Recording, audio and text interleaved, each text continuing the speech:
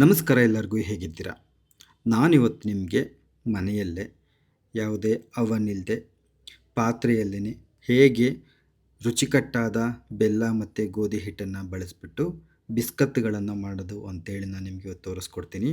ರುಚಿ ಅಂತೂ ಅದ್ಭುತವಾಗಿರುತ್ತೆ. ಮಕ್ಕಳಿಗಂತೂ ಪಕ್ಕಾ ಇಷ್ಟ ಆಗೇ ಆಗುತ್ತೆ. ಇದನ್ನು ನೀವು ಮನೆಯಲ್ಲೇ ಮಕ್ಕಳಿಗೆ ಮಾಡಿಕೊಡೋದ್ರಿಂದ ಆರೋಗ್ಯಕ್ಕೆ ತುಂಬ ಅಂತಂದರೆ ತುಂಬ ಒಳ್ಳೆಯದು. ಇದನ್ನು ದೊಡ್ಡವರು ತಿನ್ಬೋದು, ಮಕ್ಕಳು ತಿನ್ಬೋದು. ಇದನ್ನು ಮಾಡೋದು ತುಂಬ ಅಂತಂದರೆ ತುಂಬ ಸುಲಭ. ನಾನು ಏನೇನು ಹೇಳ್ತೀನಿ ಅದನ್ನು ನೀವು ಚಾಚೂ ತಪ್ಪದಂತೆ ಪಾಲಿಸಿದ್ರೆ ಇದು ಕೆಟ್ಟೋಗೋದಕ್ಕೆ ಸಾಧ್ಯನೇ ಇಲ್ಲ. ಅಷ್ಟು ಚೆನ್ನಾಗಿ ಅಂದರೆ ಅಷ್ಟು ಚೆನ್ನಾಗಿ ಬರ್ತವೆ. 15 ದಿನ ಇಟ್ಕೊಂಡು ತಿಂದರೂ ಕೂಡ ಇವೇನು ಕೆಟ್ಟೋಗೋದಿಲ್ಲ. ಹಾಗಾದರೆ ಇದನ್ನು ಹೇಗೆ ಮಾಡೋದು ಅಂತೇಳಿ ನಾನು ಇವತ್ತು ನಿಮಗೆ ತೋರಿಸ್ತೀನಿ. ಬನ್ನಿ ನಮ್ಮ ಅಡುಗೆ ಮನೆಗೆ ಹೋಗೋಣಂತೆ. ಈಗ ಒಂದು ಸಣ್ಣ ಲೋಟ ತಗೊಳ್ಳಿ. ಸಣ್ಣ ಲೋಟದಲ್ಲಿ 1 ಲೋಟದಷ್ಟು ಬಾದಾಮಿನ ತೊಗೊಂಡ್ಬಿಟ್ಟು ಮಿಕ್ಸಿ ಜಾರ್ಗೆ ಹಾಕ್ಬಿಟ್ಟು ಇದನ್ನು ತರಿಯಾಗಿ ಪುಡಿ ಮಾಡ್ಕೋಬೇಕು. ಪೂರ್ತಿ ನುಣ್ಣಗೆ ಪುಡಿ ಮಾಡ್ಕೋಬಾರ್ದು. ನಾನು ಇಲ್ಲಿ ಏನು ತೋರಿಸ್ತೀನಿ ಅಷ್ಟು. ಅಂದರೆ ಇದನ್ನು ಪಲ್ಸ್ ಮೋಡ್ ಅಥವಾ ಆನು ಆಫು ಮಾಡಿಬಿಟ್ಟು ಈ ಥರ ಪುಡಿ ಮಾಡ್ಕೋಬೇಕು. ಈ ಥರ ಪುಡಿ ಮಾಡ್ಕೊಂಡಿದ್ದಾದಮೇಲೆ ಒಂದು ಬಾಣಲೆಗೆ ಇದನ್ನು ಹಾಕ್ಕೊಡ್ರಿ. ಆಮೇಲಿಂದ ನೀವು ಇದೇ ಮಿಕ್ಸಿ ಜಾರ್ಗೆ ಏನು ಹಾಕ್ಕೋಬೇಕು ಅಂತಂದರೆ 1 ಲೋಟದಷ್ಟು ನಾನಿಲ್ಲಿ ಬೆಲ್ಲವನ್ನು ತೊಗೊಂಡಿದ್ದೀನಿ. 1 ಲೋಟದಷ್ಟು ಬೆಲ್ಲ ಸರಿಯಾಗುತ್ತೆ. ಭಾಳ ಅಂತಂದರೆ ಭಾಳ ಚೆನ್ನಾಗಿರುತ್ತೆ. ಸಿಹಿ ಸ್ವಲ್ಪ ಜಾಸ್ತಿ ತಿಂತೀವಿ ಅಂದರೆ ಒಂಚೂರು ಜಾಸ್ತಿ ತೊಗೋಬೋದು. ಬೆಲ್ಲ ಮತ್ತು 2 ಏಲಕ್ಕಿ ಹಾಕಿ ಅದೇ ಲೋಟದಲ್ಲಿ 1 ಲೋಟದಷ್ಟು ತುಪ್ಪ ಹಾಕಿದ್ದೀನಿ. 1 ಲೋಟ ಬಾದಾಮಿ, 1 ಲೋಟ ಬೆಲ್ಲ, 1 ಲೋಟ ತುಪ್ಪ ಇಷ್ಟನ್ನು ಹಾಕ್ಬಿಟ್ಟು ಬೆಲ್ಲ ನುಣ್ಣಗೆ ಪುಡಿ ಆಗೋ ಥರ ಮಿಕ್ಸಿ ಜಾರಲ್ಲಿ ಒಂದು 5-6 ರೌಂಡ್ ಹಿಂಗೆ ಅನ್ನಿಸ್ತಾ ಇದ್ದೀನಿ. ಒಂದು 10 ಸೆಕೆಂಡ್ ಹಿಂಗೆ ಅನ್ನಿಸ್ರಿ. ಅದು ತುಪ್ಪ ನಾರ್ಮಲ್ ಟೆಂಪ್ರೇಚರ್ಗೆ ಬರುತ್ತೆ. ಆವಾಗ ಅದು ಸರಿ ಹೋಗುತ್ತೆ. ಅದಕ್ಕೆ ಮಿಕ್ಸಿ ಜಾರಲ್ಲೇ ಹಾಕೋತಾ ಇದ್ದೀನಿ. ನಿಮಗೆ ಬೆಲ್ಲ ಇಷ್ಟ ಇಲ್ಲ ಅಂತಂದರೆ ನೀವು ಸಕ್ಕರೆನೂ ಕೂಡ ಬಳಸ್ಬೋದು. ಸಕ್ಕರೆಯಿಂದ ಮಾಡ್ತಿದ್ದೀರಾ ಅಂತಂದರೆ ನೋಡೋಕ್ಕೂ ಇನ್ನೂ ಆಕರ್ಷಕವಾಗಿ ಕಾಣುತ್ತೆ. ಇನ್ನೂ ನಿಮಗೆ ಸ್ವಲ್ಪ ಸುಲಭ ಅಂತ ಅನಿಸುತ್ತೆ. ಆದರೆ ರುಚಿಲಿ ಮಾತ್ರ ಬೆಲ್ಲ ಹಾಕಿ ಮಾಡಿದ್ದು ಭಾಳ ಅಂತಂದರೆ ಭಾಳ ಚೆನ್ನಾಗಿರುತ್ತೆ. ಆರೋಗ್ಯಕ್ಕೆ ಬೆಲ್ಲನೇ ಒಳ್ಳೆಯದು. ಸಕ್ಕರೆ ಬಿಸ್ಕತ್ತಿಗಿಂತ ಈ ಬೆಲ್ಲದ ಬಿಸ್ಕತ್ತು ಭಾಳ ರುಚಿಯಾಗಿರ್ತವೆ. ಈಗ ಅದನ್ನು ಅದಕ್ಕೆ ಸೇರಿಸ್ಬಿಟ್ಟು ಈಗ ನೋಡಿರಿ 1 ಲೋಟದಷ್ಟು ಗೋಧಿ ಹಿಟ್ಟು ಹಾಕ್ಕೊಂಡೆ. ಆಮೇಲೆ ಇನ್ನೊಂದು ಮುಕ್ಕಾಲು ಲೋಟದಷ್ಟು ಗೋಧಿ ಹಿಟ್ಟನ್ನು ಹಾಕೋತೀನಿ. ಒಂದೇ ಸತಿ ಹಾಕ್ಕೋಬಾರ್ದು. ಹಿಂಗೆ ನಾನು ಹೆಂಗೆ ತೋರಿಸ್ತೀನೋ ಹಾಗೆ ಹಾಕ್ಕೊಡ್ರಿ. ನೀವು ಜರಡಿ ಹಿಡಿಲೇಬೇಕು. ಯಾವುದೇ ಕಾರಣಕ್ಕೂ ಜರಡಿ ಹಿಡಿದಂಗೆ ಹಂಗೆ ನೇರವಾಗಿ ಹಿಟ್ಟನ್ನು ಹಾಕಬೇಡಿ. ಆಮೇಲೆ ಸ್ವಲ್ಪ ಉಪ್ಪು ಚೂರು, ಇಲ್ಲಾಂದರೆ ಜಾಸ್ತಿ ಹಾಕ್ಬಿಟ್ರೆ ಒಂಥರ ಉಪ್ಪು ಅನಿಸ್ಬಿಡುತ್ತೆ. ಆಮೇಲೆ ಒಂದು ಸ್ವಲ್ಪ ಸೋಡಾ ಪುಡಿ ನೋಡಿರಿ, ಒಂದಿಷ್ಟು ಸೋಡಾ ಪುಡಿ ಹಾಕ್ಬೋದು, ಅಂದರೆ ಅಡುಗೆ ಸೋಡಾ. ಇಷ್ಟನ್ನು ಹಾಕಿದಾದಮೇಲೆ ಅದನ್ನೆಲ್ಲ ಚೆನ್ನಾಗಿ ಸೀಟ್ಕೊಳ್ರಿ. ಆ ಮುಚ್ಚಳದಾಗಿರೋದು ಮಿಕ್ಸಿ ಜಾರ್ನಾಗಿರೋದೆಲ್ಲ ತುಪ್ಪ ಸುಮ್ಮನೆ ದುಬಾರಿ, ಹಾಗಾಗಿ ಯಾಕೆ ಇದು ಮಾಡೋದು ಅಂತೇಳಿ ಚೆನ್ನಾಗಿ ಸೀಟ್ಕೊಂಡು ಅದಕ್ಕೆ ಹಾಕಿ ಹಿಂಗೆ ಒಂದು ಸತಿ ಹಿಂಗೆ ಲಘುವಾಗಿ ಕಲಸ್ಕೊಂಬರ್ರಿ. ಹಿಂಗೆ ನೋಡಿರಿ ಒಂದಿಷ್ಟು. ನಿಮಗೇನಾದರೂ ಸ್ವಲ್ಪ ತೆಳ್ಳಗೆ ಅನ್ನಿಸ್ತಾ ಇದೆ ಅಂತ ಅಂದರೆ, ಭಾಳ ತೆಳ್ಳಗಾಯಿತು ಅಂತ ಅನ್ನಿಸಿದರೆ ಇನ್ನೂ 1 ಲೋಟದಷ್ಟು ಗೋಧಿ ಹಿಟ್ಟನ್ನು ಹಾಕ್ಕೊಳ್ರಿ. ಗೋಧಿ ಹಿಟ್ಟನ್ನು ನಾನು ಒತ್ತಿ ತೊಗೊಂಡಿಲ್ಲ, ಹಾಗೆ ಹಗುರವಾಗಿ ತೊಗೊಂಡಿದ್ದೀನಿ. ನೋಡಿರಿ, ನೀವು ಯಾವಾಗಲೇ ಗೋಧಿ ಹಿಟ್ಟನ್ನು ಹಾಕ್ಕೊಳ್ರಿ. ಈ ಥರ ಹಿಂಗೆ ಜರಡಿ ಹಿಡೀರಿ. ಜರಡಿ ಹಿಡಿದ್ಬಿಟ್ಟು ಹಾಕ್ಕೊಳ್ಳೋದ್ರಿಂದ ಹಿಟ್ಟು ಸಮಾನವಾಗಿರುತ್ತೆ. ಒಂಥರ ಉಂಡೆಗಳ ಥರ ಅದು ಇರಬಾರ್ದು. ಹಾಗಾಗಿ ಜರಡಿ ಹಿಡ್ಕೋಬೇಕು. ಆಮೇಲಿಂದ ಇದನ್ನ ಚೆನ್ನಾಗೆಲ್ಲ ಕಲಿಸ್ಕೊಳ್ರಿ. ಈ ಒಂದು ಹಂತದಲ್ಲಿ ಭಾಳ ಗಟ್ಟಿಗಾಯಿತು ಅಂತಂದರೆ ಇನ್ನೊಂದು 2 ಚಮಚ ತುಪ್ಪ ಹಾಕ್ಕೊಳ್ರಿ. ಭಾಳ ತೆಳ್ಳಗಾಯಿತು ಅಂತಂದರೆ ಇನ್ನೊಂದು 2 ಚಮಚ ಗೋಧಿ ಹಿಟ್ಟನ್ನು ಹಾಕ್ಕೊಳ್ರಿ. ಆವಾಗ ಸರಿ ಹೋಗುತ್ತೆ. ಒಟ್ಟಾರೆ ಇದು ಯಾವ ಒಂದು ಹದಕ್ಕಿರಬೇಕಪ್ಪ ಅಂತಂದರೆ, ಸ್ವಲ್ಪ ತೊಗೊಂಡು ಹಿಂಗೆ ಉಂಡೆ ಕಟ್ಟಿದ್ವಿ ಅಂತಂದರೆ ಶಿಸ್ತಾಗಿ ಉಂಡೆ ಆಗಬೇಕು. ಗೊತ್ತಾಯ್ತಾ? ಆ ಒಂದು ಹದಕ್ಕೆ ಇರಬೇಕು. ಥರ ಉದುರುದ್ರಾಗಿರಬಾರ್ದು. ನೋಡಿರಿ, ಈ ಥರ ಹಿಂಗೆ ಸ್ವಲ್ಪ ಉಂಡೆ ಕಟ್ಟಿದ್ದೀವಿ ಅಂತಂದರೆ ಉಂಡೆ ಆಗಬೇಕು. ಆ ಒಂದು ಹದಕ್ಕೆ ಇದು ಇದೆ ಅಂತಂದರೆ ಬಿಸ್ಕತ್ತನ್ನು ಮಾಡಲಿಕ್ಕೆ ಒಳ್ಳೆಯ ಹದಕ್ಕೆ ಇದು ಸಿದ್ಧವಾಗಿದೆ ಅಂತ ಅರ್ಥ. ನೋಡಿರಿ, ಈ ಥರ ಎಲ್ಲ ಮಾಡಿದಾದಮೇಲೆ ನೋಡಿರಿ, ಈ ಥರ ಒಂದು ಮುರಿದ್ವಿ ಅಂತಂದರೆ ಈ ಥರ ಇರಬೇಕು. ಸಾಕು. ಇಷ್ಟಾದಮೇಲೆ ನಾವು ಇನ್ನೇನು ಇಲ್ಲ, ಸ್ವಲ್ಪ ತೊಗೊಂಡ್ಬಿಟ್ಟು ಈ ಥರ ಉಂಡೆಗಳು ಮಾಡ್ಕೋಬೇಕು. ನೋಡಿರಿ, ಹಿಂಗೆ ಉಂಡೆ ಕಟ್ತಿದ್ದೀನಲ್ಲ, ಹಿಂಗೆ ಉಂಡೆ ಕಟ್ಟಿದರೆ ಈ ಥರ ಉಂಡೆ ಆಗಬೇಕು. ತೀರ ಹಿಟ್ಟಿಟ್ಟಾಗಿ ಉದುರಿ ಹೋಗಬಾರ್ದು. ಈ ಥರ ಇರಬೇಕು. ಈಗ ಒಟ್ಟು 2.5 ಲೋಟದಷ್ಟು ಗೋಧಿ ಹಿಟ್ಟು ಇಡಿಸಿದೆ ಇದಕ್ಕೆ.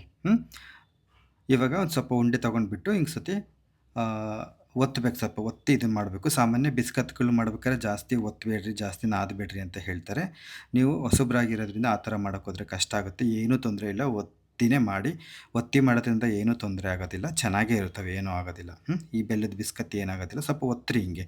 ತೀರಾ ನೀವು ಹಗುರಕ್ಕೆ ಮಾಡೋಕ್ಕೆ ಹೋಗ್ತಿದ್ದೀರಾ ಅಂತಂದರೆ ಸೀಳ್ಕೊಂಡು ಹೋಗ್ತವೆ, ಇಲ್ಲ ಅಂತಂದರೆ ಒಂಥರ ಬಾಯಿ ಬಿಟ್ಟಂಗೆ ಆಗಿಬಿಡ್ತವೆ, ಇಲ್ಲ ಹಿಟ್ಟಿಟ್ಟದಂಗೆ ಆಗ್ಬಿಟ್ಟು ಒಂಥರ ಪುಡಿ ಪುಡಿ ಅಂತ ಅನ್ನಿಸ್ಬಿಡುತ್ತೆ. ಹಂಗಾಗಿ ಒಂದು ಸ್ವಲ್ಪ ಒತ್ತಿಬಿಟ್ಟು ಈ ಥರ ನಿಮಗೆ ಯಾವ ಆಕಾರಕ್ಕೆ ಬೇಕೋ ಆ ಆಕಾರಕ್ಕೆ ಇವನ್ನ ಮಾಡ್ಕೋಬೋದು. ಮೊದಲು ನೀವು ಉಂಡೆ ಮಾಡ್ಕೊಂಡ್ರೆ ಮಾತ್ರ ಉಂಡೆ ಮಾಡ್ಕೊಂಡ್ಬಿಟ್ಟು ಆಮೇಲಿಂದ ಈ ಥರ ಶೇಪ್ ಕೊಡ್ಬೇಕು ನೀವು.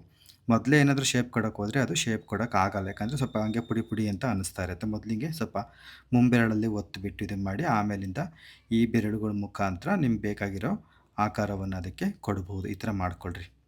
ಆಮೇಲೆ ನೋಡಿರಿ ಗೋಧಿ ಹಿಟ್ಟು, ಕೆಲವೊಂದು ಗೋಧಿ ಹಿಟ್ಟು ಜಾಸ್ತಿ ಅದು ತುಪ್ಪವನ್ನು ಹಿಡ್ಕೊತವೆ, ಕೆಲವೊಂದು ಕಡಿಮೆ ಹಿಡ್ಕೊತವೆ. ಅದ್ರ ಗುಣದ ಮೇಲೆ ಕೂಡ ನಾವು ಹಿಟ್ಟನ್ನು ಸ್ವಲ್ಪ ಹೆಚ್ಚು ಕಡಿಮೆ ಹಾಕ್ಕೋಬೇಕಾಗತ್ತೆ ಅಲ್ವಾ. ಒಂದು ಸತಿ ಸ್ವಲ್ಪ ಜಾಸ್ತಿ ಆಗ್ಬೋದು, ಸ್ವಲ್ಪ ಕಡಿಮೆ ಆಗ್ಬೋದು. ಹಾಗಾಗಿ ನಿಮ್ಗೆ ಏನು ಹೇಳಿದ್ದೀನಿ ಹೇಳ್ರಿ, ಹಿಟ್ಟು ಗಟ್ಟಿಗಾದರೆ 1-2 ಚಮಚ ತುಪ್ಪ ಹಾಕ್ಕೊಳ್ರಿ.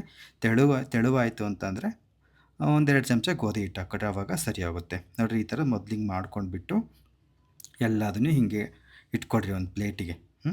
ಆಮೇಲಿಂದ ಈ ಥರ ಮತ್ತು ಬೆರಳನ್ನು ತೊಗೊಂಬಿಟ್ಟು ಸ್ವಲ್ಪ ಹಿಂಗೆ ಅಗಲ ಮಾಡಿ, ಏನಾದರೂ ಸೀಳೋಯ್ತು ಅಂತಂದರೆ ಸ್ವಲ್ಪ ಹಿಂಗೆ ಅದನ್ನು ಸೀಳನ್ನ ಮುಚ್ಚಿರಿ. ಹಿಂಗೆ ನೋಡಿರಿ ಈ ಥರ ಮಾಡ್ಕೊಂಡ್ರೆ ಸ್ವಲ್ಪ ಅಗಲ ಆಗ್ತವೆ. ತುಂಬ ದಪ್ಪ ಈ ಥರ ಉಂಡೆ ಥರ ಮಾಡಿದ್ವಿ ಅಂತಂದರೆ ಸರಿಯಾಗಿ ಬೇಯೋದಿಲ್ಲ. ಹಂಗಾಗಿ ಸ್ವಲ್ಪ ಇದನ್ನ ಹಿಂಗೆ ಸಪಾಟ್ ಮಾಡ್ಕೋಬೇಕು. ಈ ಥರ ಮೊದಲು ಉಂಡೆ ಮಾಡ್ಕೊಂಬಿಟ್ಟು ಅದಕ್ಕೊಂದು ಹಿಂಗೆ ರಫ್ ಆಗಿರೋ ಒಂದು ಶೇಪ್ ಕೊಟ್ಟು ಆಮೇಲಿಂದ ಸ್ವಲ್ಪ ಹಿಂಗೆ ಸಪಾಟ್ ಮಾಡ್ಕೊಳ್ರಿ, ಆವಾಗ ಚೆನ್ನಾಗಿ ಬರ್ತವೆ. ಎಲ್ಲನೂ ಈ ಥರ ಮಾಡ್ಕೋಬೇಕಾಗತ್ತೆ ನೋಡಿರಿ ಈ ಥರ.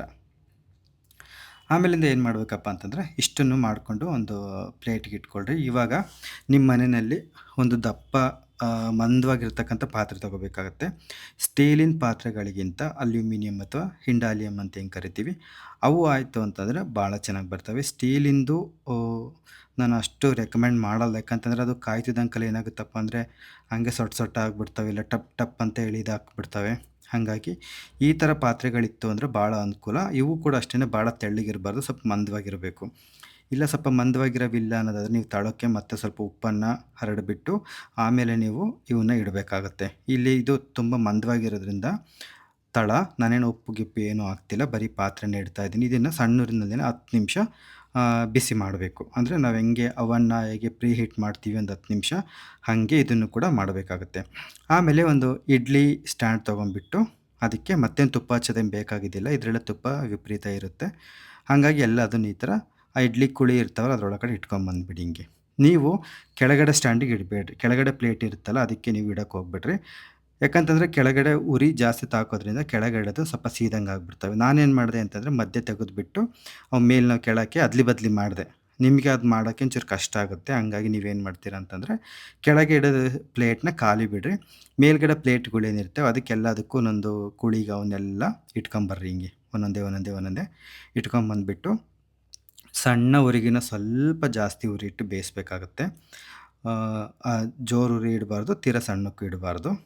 ನೋಡಿರಿ ಎಲ್ಲನೂ ಇಟ್ಬಿಟ್ಟು ಇವಾಗ ಇದಕ್ಕೆ ಇಡ್ತಾಯಿದ್ದೀನಿ. ಪಾತ್ರೆ ಸುತ್ತ ಕನಿಷ್ಠ 1 ಸೆಂಟಿಮೀಟ್ರ್ ಆದ್ರೂ ಖಾಲಿ ಜಾಗ ಇರಬೇಕು. ಆವಾಗ ಬಿಸಿ ಚೆನ್ನಾಗಿ ತಾಕಿಬಿಟ್ಟು ಬಿಸ್ಕತ್ತಿಗಳು ಚೆನ್ನಾಗಿ ಬರ್ತವೆ. ತೀರಾ ಜಾಗನೇ ಇಲ್ಲ ಅನ್ನೋದ್ರಂಗೆ ಇಟ್ಟಿವಿ ಅಂತಂದರೆ ಸರಿಯಾಗಂತ ಇದಾಗೋದಿಲ್ಲ.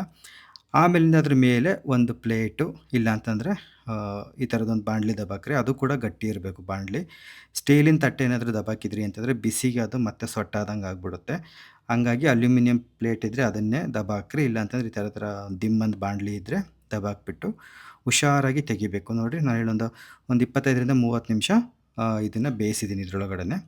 ಕೆಲವೊಂದು ಸತಿ ಹೆಚ್ಚು ಕಡಿಮೆ ಆಗ್ಬೋದು. ನೀವು ಒಂದು ಸತಿ ನೋಡಿಬಿಟ್ಟು ಅವು ಚೆನ್ನಾಗಿ ಗಟ್ಟಿಗಿರ್ಬೇಕು. ಹಿಂಗೆ ಮೇಲೇನಾದ್ರು ಹಸಿ ಇದ್ದಾವೆ ಅಂತಂದರೆ ಇನ್ನೊಂದು 5 ನಿಮಿಷ 10 ನಿಮಿಷ ಮತ್ತೆ ಬೇಯಿಸ್ರಿ.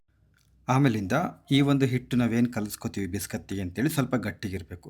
ಭಾಳ ತೆಳ್ಳಗೆ ಮಾಡ್ಕೊಂಬಿಟ್ಟಿವಿ ಅಂತಂದರೆ ಏನಾಗುತ್ತಪ್ಪ ಅಂದರೆ ಅಳ್ಕೊಂಬಿಡ್ತಾವೆ, ಒಂಥರ ಪಾಯಸದಂಗೆ ಆಗಿಬಿಡುತ್ತೆ. ಹಾಗಾಗಿ ಸ್ವಲ್ಪ ಗಟ್ಟಿ ಕಲಿಸ್ಕೋಬೇಕು. ಇಷ್ಟೇ ನೋಡಿರಿ. ಅದು ಬೇಯಿಸೋದೊಂದು 25ರಿಂದ 30 ನಿಮಿಷ ಆಗ್ಬೋದು, ಅಥವಾ ಅಮ್ಮಮ್ಮ ಅಂದರೆ ಒಂದು 35 ನಿಮಿಷ ಆಗ್ಬೋದು. ಒಂದು ಸತಿ ಹಿಂಗೆ ನೀವು ಹೇಳಿದ್ನಲ್ಲ ಮೇಲೊಂದು ಸ್ವಲ್ಪ ಹಿಂಗೆ ಅದರ ಚಮಚದಿಂದ ಹಿಂಗೆ ಒತ್ತಿ ನೋಡಿದರೆ ಅದು ಪೂರ್ತಿ ಹಸಿ ಇರಬಾರ್ದು. ಚೆನ್ನಾಗಿ ಅದು ಬೆಂದಿತ್ತು ಅಂತಂದರೆ ನೀವು ಅದನ್ನ ಈ ಕಡೆ ಇಳಿಸಿ ಪೂರ್ತಿ ತಣ್ಣಗಾದ್ಮೇಲೆ ತಿಂದ್ರಿ ಅಂತಂದರೆ ಭಾಳ ಚೆನ್ನಾಗಿರ್ತವೆ. ಅಂಗಡಿ ಏನಾದರೂ ಸ್ವಲ್ಪ ಕೆಟ್ಟೋಗ್ಬಿಡ್ತಪ್ಪ, ಸ್ವಲ್ಪ ತೆಳ್ಳಗಾಗಿ ಒಂಥರ ಅಳ್ಕೊಂಡ್ಬಿಟ್ವು ಅನ್ನೋದಾದರೆ ಏನು ಹೆದ್ರ್ಕೊಳ್ಳೋಕೆ ಹೋಗ್ಬೇಡಿ. ಅದನ್ನು ಮತ್ತೆ ನೀವು ಕೈಯಲ್ಲಿ ಪುಡಿ ಮಾಡಿಬಿಟ್ಟು ಬಾಣಲೆಗೆ ಹಾಕಿಬಿಟ್ಟು ಚೆನ್ನಾಗಿ ಹುರಿದ್ರಿ ಅಂತಂದರೆ ಅಷ್ಟೇ ರುಚಿಕಟ್ಟಾದ ಪುಡಿ ಕೂಡ ಸಿದ್ಧವಾಗುತ್ತೆ. ಅದು ಕೂಡ ತುಂಬ ಚೆನ್ನಾಗಿರುತ್ತೆ. ಒಂದು ಪಕ್ಷ ಹಂಗಾದರೆ ಹಂಗಾಗೋದಿಲ್ಲ. ನಾನು ಏನೇನು ಹೇಳಿದ್ದೀನಿ ಹಂಗೆ ಮಾಡಿದ್ರಿ ಅಂತಂದರೆ ಖಂಡಿತ ಹಂಗೆ ಆಗೋದಿಲ್ಲ. ತುಂಬ ಚೆನ್ನಾಗಿರುತ್ತೆ. ಎಲ್ಲರೂ ಕೂಡ ಇದನ್ನು ನೀವು ಮನೆಯಲ್ಲೇ ಮಾಡಿಬಿಟ್ಟು ಮಕ್ಕಳಿಗೆ ಕೊಡಿ, ನೀವು ಕೂಡ ತಿನ್ನಿರಿ. ಹಾಗಾದರೆ ನಾನು ಮತ್ತೆ ಮುಂದಿನ ವಿಡಿಯೋದಲ್ಲಿ ಸಿಗ್ತೀನಂತೆ. ನೋಡೋದಕ್ಕಾಗಿ ಧನ್ಯವಾದಗಳು. ನಮಸ್ತೆ.